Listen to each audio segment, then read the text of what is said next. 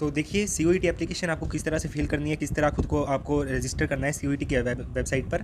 तो ये सभी चीज़ों के बारे में शॉर्ट में आपको बता देते हैं क्या क्या करना है आपको, और क्या क्या चीज़ें, क्या क्या डॉक्यूमेंट आपको अभी इस समय पर ज़रूरत पड़ेगी। ठीक है, सबसे पहले आपको cucet.smart.ac.in पर जाएंगे तो आपको जो सीयूईटी की वेबसाइट दिख जाएगी। यहाँ पर आपको ऊपर ऊपर ऑप्शन दिखेगा रजिस्टर का। रजिस्टर यानी आप खुद को रजिस्ट्रेशन करवाएंगे खुद का, कहाँ पर, सीयूसीईटी की वेबसाइट पर। हमारा पहला स्टेप जो है सीयूईटी एप्लीकेशन का वो है रजिस्ट्रेशन करना सीयूसीईटी की वेबसाइट पर। इसके बाद में स्टेप 2 है एप्लीकेशन फॉर्म का, जिसके अंदर हम अपनी एजुकेशन क्वालिफिकेशन और बाकी सब जो भी डाटा मांगा जाएगा वो हम उसमें फिल करेंगे। इसके बाद में जो हम किस यूनिवर्सिटी में जाना चाहते हैं, कौन सा हम कोर्स अप्लाई करना चाहते हैं, कौन सी हम टेस्ट देना चाहते हैं, वो सभी चीज़ें एप्लीकेशन फॉर्म यानी स्टेप 2 के अंदर आएगी। और ये दोनों स्टेप कंप्लीट करने के बाद में हमें पेमेंट कर देनी है, और पेमेंट करने के बाद में हमारा फाइनल जो है एप्लीकेशन फॉर्म कंप्लीट हो जाएगा। तो स्टेप वाइज आपको शॉर्ट में सभी चीज़ें बताते हैं। सबसे पहले आप इस वेबसाइट पर जाएंगे, खुद को रजिस्टर करेंगे। जैसे ही आप रजिस्ट्रेशन वाले पर बटन पर क्लिक करेंगे तो आपको दिखेगा कुछ इंस्ट्रक्शन और प्रोसीजर दिखेगा एप्लीकेशन फॉर्म के रिगार्डिंग, सभी चीज़ें आपको देखने को मिलेगी। सबसे ऊपर डाउनलोड इन्फॉर्मेशन बुलेटिन का बटन होगा। ये बुलेटिन वही है जो कि एनटी का आपको पहले प्रोवाइड किया गया है। इसके अंदर सभी चीज़ें लिखी हुई है क्या कि एनटी के द्वारा जो परीक्षा करवाई जाएगी कहाँ कहाँ होगी, क्या सेंटर होंगे, किस तरह का मोड होगा, क्या लैंग्वेज रहेगी, ये सभी चीज़ें हैं। ठीक है, और इस तरह का कुछ पेज आपको देखने को मिलेगा। यहाँ पे बहुत सारे पॉइंट्स दिखे हुए हैं, इन सभी को पढ़ते जाइएगा। ठीक है, जो भी चीज़ें समझाने वाली है वो मैं अभी आपको यहाँ पे समझा दूंगा। ऑनलाइन मोड में होगा, किसी चीज़ की कोई दिक्कत नहीं आएगी।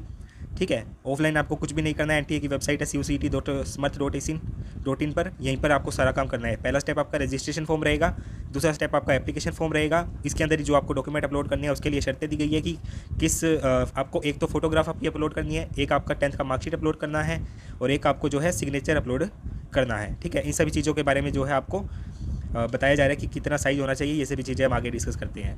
तो इन सभी चीज़ों को और क्या कहते हैं जो इंस्ट्रक्शन दिए इनको पढ़ने के बाद में आप जैसे ही नीचे जाएंगे आपको 13, 14, 15 पॉइंट के बाद में आपको दिखेगा आई हैव डाउनलोडेड द, इस जो ऑप्शन आया है इसको टिक कर देंगे, यानी आपने ये सभी चीज़ें पढ़ ली है, आप इसको समझ गए हैं। ठीक है, इसको अच्छे से पढ़ लीजिएगा। फिर आप प्रोसीड पे क्लिक करेंगे तो आपके सामने जो है एक नया पेज खुल जाएगा।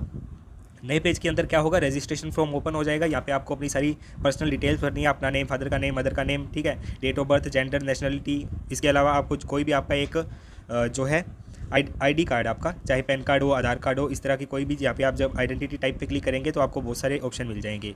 और उस जो भी आप आईडी होगी उसका आपको जो रजिस्ट्रेशन नंबर होगा, आइडेंटिफिकेशन नंबर, वो यहाँ पे डालना है। यानी अगर आपका आधार कार्ड है तो आधार कार्ड का नंबर आपको यहाँ डालना है। इस तरह से आप अपना एड्रेस भरोगे, प्रेजेंट एड्रेस और परमानेंट एड्रेस। अगर सेम है तो यहाँ पे आपको बीच में ऑप्शन मिल जाएगा दोनों को सेम करने का। ठीक है, एड्रेस बनने के बाद में आपको अपना ईमेल एड्रेस जो आपको परमानेंट रख लेना है अब से, चाहे आप नया बनाइए चाहे पहले का है तो पहले वाला रखिए। ठीक है, ईमेल एड्रेस और मोबाइल नंबर जो है आपको यहाँ पे फिल करना है, और प्रेजेंट एड्रेस फिर से आ जाएगा। इसके अलावा एक पासवर्ड आपको बनाना होगा। पासवर्ड किस लिए बनाना होगा, ये जो आप रजिस्ट्रेशन कर देंगे, ये करने के बाद में आपको एक एप्लीकेशन नंबर मिल जाएगा, यानी आपको अपनी एक आईडी मिल जाएगी, 10 या 12 अंकों का आपको एक नंबर मिलेगा। उससे आप सीयूसीटी के जो वेबसाइट है उस पर लॉगिन करेंगे और वो आपकी परमानेंट रहेगी इसकी वेबसाइट के ऊपर डाटा। ठीक है, तो आपको जो पासवर्ड बनाना है वो 8 से 13 अक्षरों के बीच का होना चाहिए। उसके बीच में आप कैपिटल अक्षर, स्मॉल अक्षर, कैरेक्टर और नंबर, ये सभी चीज़ें मिक्स करके बनाइएगा। कुछ ऐसा यूनिक बनाइए जो आपको याद रहे और जो कि स्ट्रॉन्ग हो पासवर्ड। ठीक है, तो इस तरह से ये सभी करने के बाद में जो है आपका प्रोसीड पर क्लिक कर देंगे। आपका जो रजिस्ट्रेशन फॉर्म है वो कंफर्म हो जाएगा। इसके बाद में आपके मोबाइल नंबर पर एक ओटीपी जाएगा। ओटीपी आप यहाँ पे कर दोगे तो आपका मोबाइल नंबर वेरीफाइड लिखा आ जाएगा। ईमेल अगर आप वेरीफाई करना चाहते हो तो ईमेल पे क्लिक करोगे, ईमेल पे आपका एक कोड जाएगा, वो कोड आप यहाँ पे भरोगे तो मोबाइल नंबर और ईमेल जो है दोनों वेरीफाई हो जाएंगे। इस तरह से आपका जो रजिस्ट्रेशन फॉर्म है वो कंप्लीट हो जाएगा। सभी चीज़ों को ध्यान से भरिएगा, बिल्कुल करेक्ट इन्फॉर्मेशन होनी चाहिए। ठीक है, मोबाइल नंबर, ईमेल, ये सभी चीज़ों का बहुत आपको ध्यान रखना है। ठीक है, जैसे ही आप रजिस्ट्रेशन फॉर्म कंप्लीट करोगे, मोबाइल नंबर और आपका जो ईमेल है वो हो जाएगा, क्या कहते हैं, वेरीफाई हो जाएगा। तो उसके बाद में आपको जो है एप्लीकेशन फॉर्म यानी स्टेप 2 आपको देखने को मिलेगा। आपको मैं दिखाता हूँ, 1 मिनट। यहाँ देखिए, जैसे ही हमने रजिस्ट्रेशन फॉर्म कंप्लीट कर लेंगे उसके बाद में हमको ये ऊपर आपको जो 7 स्टेप्स दिख रहे हैं, 1 2 3 4 5 6 7, है ना। तो यहाँ पे पहले तो आपकी जो पर्सनल डिटेल्स अभी तक हमने भरी है वो सभी चीज़ें यहाँ पे है। एजुकेशन क्वालिफिकेशन भरेंगे तो वहाँ पे आपके 10th और 12th दोनों चीज़ों के जो है आपको स्कोर डालना होगा। ठीक है, ये आप देख रहे हैं। इसके अलावा जो पहला स्टेप रहेगा पर्सनल डिटेल वाला ही एप्लीकेशन फॉर्म के अंदर, उसके अंतर्गत आपको ये सभी चीज़ें पूछी जाएगी कि क्या आप कश्मीरी माइग्रेंट है, क्या आप एनसीसी कोटा के लिए क्लेम करना चाहते हैं। यानी बहुत सारी यूनिवर्सिटीज़ के अंदर NCC quota, sports quota, staff quota, इनके अंदर जो है एडमिशन के अंदर हमको थोड़ा रिलैक्सेशन देखने को मिलता है। ठीक है, तो अगर इनमें से कोई कोटा आपके पास है, यानी अगर आप एनसीसी से बिलोंग करते हैं या आप कोई स्पोर्ट्स पर्सन है या फिर आप जो है कोई आपके फादर या घर का कोई बंदा जो है एम्प्लॉई है किसी यूनिवर्सिटी में, तो यहाँ पर आप यस या नो का क्लिक करेंगे। ठीक है, फादर्स एम्प्लॉयमेंट स्टेटस, ये सभी चीज़ें आपको लिखनी है। अगर कोई काम नहीं करते हैं या फिर एम्प्लॉय नहीं है तो आपको उसको नोट एप्लीकेबल पे क्लिक कर देना है, ठीक है। चलिए आगे। तो ये पहला स्टेप करने के बाद में आपको जो है एजुकेशन डिटेल्स जो है दूसरा स्टेप ये मिलेगा। यहाँ पे आपको आपकी टेंथ क्लास जो आपने की है, कहाँ से की है, किस बोर्ड से की है, आपके स्कूल का नाम क्या था, किस जगह पर था, कौन सी स्टेट में था, ये सभी चीज़ें, आपके मार्क्स, परसेंटेज, ये सभी चीज़ें यहाँ पे आपको देखने को मिल जाएगी, ठीक है। एक एक करके सभी स्टेप को सही तरीके से भरना है और रोल नंबर भी आपको 10th और 12th का सही भरना है, 10th और 12th, ठीक है। ये स्कूल का नाम, आपके बोर्ड का नाम, जो भी चीज़ें हैं यहाँ पे लिखी हुई हैं, इस सभी को कर दोगे आप। प्रोसीड नेक्स्ट सेशन पे करोगे। एजुकेशन के बाद में आ जाएगा मेन जो हमारा मकसद था, वो आ जाएगा यूनिवर्सिटी और प्रोग्राम सिलेक्ट करने का पेज, ठीक है, जैसा कि यहाँ पर है।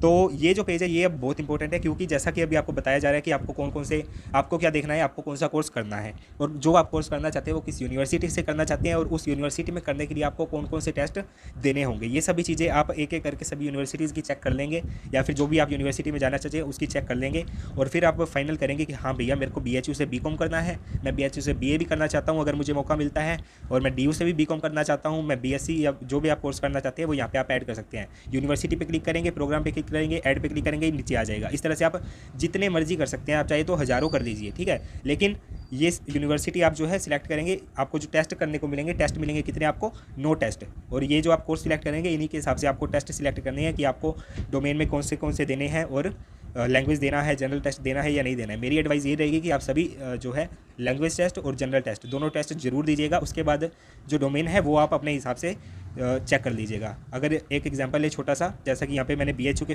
फील किए हुए हैं, अगर आप कॉमर्स स्ट्रीम से थे 12th में और आप बीकॉम और BA दोनों में जाना चाहते हैं, तो बीकॉम के लिए तो एलिजिबिलिटी आपको पता है कि डोमेन के अंदर 2 सब्जेक्ट आपको चूज़ करने हैं, अकाउंटेंसी और बिजनेस स्टडीज़, ठीक है, प्लस में एक आपको जनरल टेस्ट देना है।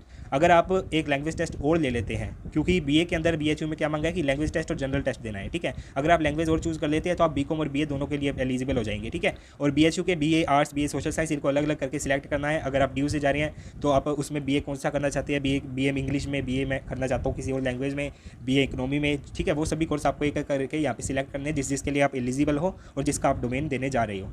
ऐसा करते करते ये सभी आप यूनिवर्सिटीज़ कन्फर्म कर देंगे। इसके बाद में आपका पेज आ जाएगा टेस्ट वाला, कि आपको कौन कौन से टेस्ट देने हैं और कौन से आप चूज़ कर रहे हो, वो सभी चीज़ें। यहाँ पे वही चीज़ बताई गई कि 2 स्लॉट होंगे। पहले स्लॉट के अंदर आप जो है 2 डोमेन दे पाओगे ज़्यादा से ज़्यादा, और अगर 2 से ज़्यादा डोमेन आप देना चाहते हो तो आपको स्लॉट 2 के अंदर अपीयर होना पड़ेगा, ठीक है। पहले स्लॉट के अंदर 1 लैंग्वेज, 2 डोमेन, 1 जनरल टेस्ट होगा, यानी टोटल 4 टेस्ट होंगे। और दूसरे स्लॉट के अंदर 1 लैंग्वेज और दे सकते हो आप, और 4 सब्जेक्ट जो है डोमेन के और चूज़ कर सकते हो अगर आप ज़्यादा डोमेन टेस्ट देना चाहते हैं, ज़्यादा कोर्सेज़ के लिए आप एलिजिबिलिटी चाहते हैं तो, ठीक है। इस तरह से ये सभी चीज़ें कंफर्म की हुई है। अब आ गया कि आपको ये देखिए स्लॉट 1 है, पहला तो फर्स्ट स्लॉट दिया है, तो फर्स्ट स्लॉट में आप क्या कर पाएंगे, एक तो आप लैंग्वेज टेस्ट दे पाएंगे, 2 आप दे पाएंगे डोमेन स्पेसिफिक सब्जेक्ट्स, और 1 आप दे पाएंगे जनरल टेस्ट। अभी हमने BHU की, BCom और BA की बात की थी। अगर आप इन चारों को चूज़ कर लेते हैं आप उन दोनों के लिए एलिजिबल हो जाएंगे, क्योंकि BA के लिए क्या चाहिए, 1 लैंग्वेज चाहिए और 1 जनरल टेस्ट चाहिए, और उसके लिए BCom के लिए क्या चाहिए, BCom ऑनर्स के लिए 2 डोमेन स्पेसिफिक सब्जेक्ट्स हैं, अकाउंटेंसी और business study, plus 1 general test है। तो आप इन चारों को फिल कर देंगे, आप BA और BCom दोनों के लिए एलिजिबल हो जाएंगे। इस तरह से आपको खुद को देखना है कि आप कौन सा कोर्स करना चाहते हैं, कहाँ करना चाहते हैं, ठीक है। अगर आपके मान लीजिए कि आप DU में है, DU में बताया गया कि 3 या 4 जो है डोमेन आपको चूज़ करने होंगे। अगर आप BA करना चाहते हैं तो उसके लिए आप 1 लैंग्वेज दीजिए और जनरल टेस्ट दीजिए, और 3 डोमेन जो है आप B1 और B2 लिस्ट में से चूज़ करिए, ठीक है। अगर आपके 2 से ज़्यादा डोमेन हो जाते हैं तो आपको स्लॉट 2 के अंदर यहाँ पे जैसा कि बताया गया, ये देखिए 3, 4 और 5 और 6, 4 जो है आप डोमेन टेस्ट और अपीयर कर पाओगे, ठीक है। इस तरह से जब मैं इसको फिल कर दूंगा, मैंने BHU और BCom के लिए किया है, इंग्लिश, अकाउंटेंसी, बिजनेस स्टडी और जनरल टेस्ट, यस, ठीक है। और अगर आपके बस स्लॉट 1 में कंप्लीट हो जाता है तो आपको क्या करना है, बाकी जो स्लॉट 2 बचा है उसके सिलेक्ट के ऊपर क्लिक करके नोट एप्लीकेबल वाला ऑप्शन आएगा, उस पर क्लिक कर देना है। अगर आपको डोमेन चूज़ करना है तो आप डोमेन चूज़ करेंगे। इस तरह से ये सभी टेस्ट जो है आप सिलेक्ट करेंगे और इसको फाइनलाइज कर देंगे लास्ट में। बहुत ही गहराई से चिंतन करके आपको ये चीज़ें भरनी है, क्योंकि ये चीज़ें चेंज नहीं होगी। आपको देखना होगा कि आप कौन सा कोर्स और कौन से टेस्ट देना चाहते हैं, ठीक है। इसको सेव करने के बाद में ये सभी आपका लिखा हुआ आ जाएगा कि आपने कौन कौन से टेस्ट सिलेक्ट किए हैं, ठीक है। फिर इसको प्रोसीड कर देंगे नेक्स्ट।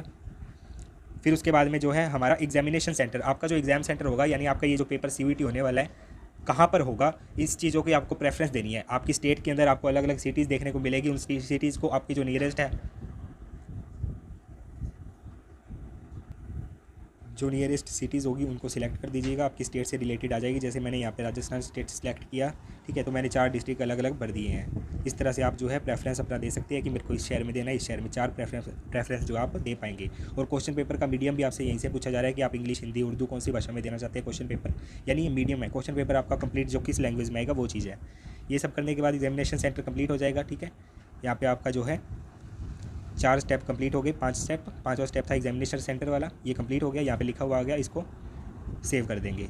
अब आगे आएगा हमारा अपलोड वाला सेक्शन। यहाँ पे हमें जो है डॉक्यूमेंट अपलोड करने हैं। ये अपलोड वाला सेक्शन है। यहाँ पे आपको जो डॉक्यूमेंट मांगे जा रहे हैं ये देखिए, एक तो आपकी फ़ोटोग्राफ मांगी जा रही है, पासपोर्ट साइज़ फ़ोटोग्राफ आपकी खुद की होनी चाहिए। ठीक है, उसको आप जो है 10 से लेकर 200 KB की लिमिट होनी चाहिए, और फोटोग्राफ क्लियर होनी चाहिए, मास्क वगैरह या कुछ इस तरह का नहीं होना चाहिए आपका फेस, और आपके कान दोनों दिखने चाहिए। इस तरह की ये जो है आप एक पासपोर्ट साइज़ फ़ोटो जो है स्कैन कर सकते हैं और इसको यहाँ पे अपलोड कर सकते हैं। साइज़ इसको कम ज़्यादा करने के लिए एप्लीकेशन होती है, अगर आप फ़ोन से भर देंगे तो, अगर किसी और से करवानी है। एक तो ये है reduceimages.com और एक है स्मॉल PDF। ये दोनों से आप जो है इमेज या PDF का साइज़ जो है कम ज़्यादा कर सकते हैं। आपको अपनी फ़ोटो का स्कैन करना है, उसका फाइल अपलोड करना है, एक ब्लैंक पेपर वाइट के ऊपर आपको अपना सिग्नेचर करना है, उसकी फ़ोटो लेनी है और उस फाइल को अपलोड करना है।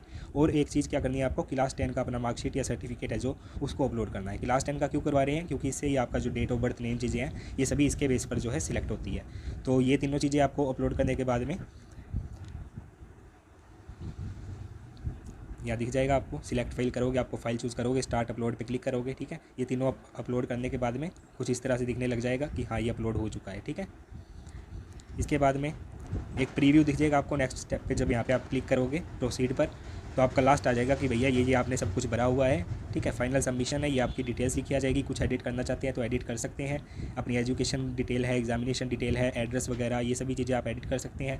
और जो आपने डॉक्यूमेंट अपलोड किया उनको खोल कर देख सकते हैं कि कोई गलत तो अपलोड नहीं हुआ। ठीक है, सभी चीज़ें क्रॉस चेक करने के बाद में नीचे आकर इन सभी को आपने टिक कर देना है कि हाँ ये मेरा सब कुछ सही है, मेरा नाम सही है, मेरा कैटेगरी, जेंडर, ये सब कुछ सही है। ठीक है, और लास्ट में आपको प्रोसीड टू पेमेंट कर देना है। यानी आपका 2 स्टेप जो है रजिस्ट्रेशन और एप्लीकेशन कंप्लीट हो गए, इतना ही आपका काम था। प्रोसीड टू पेमेंट पे जाओगे।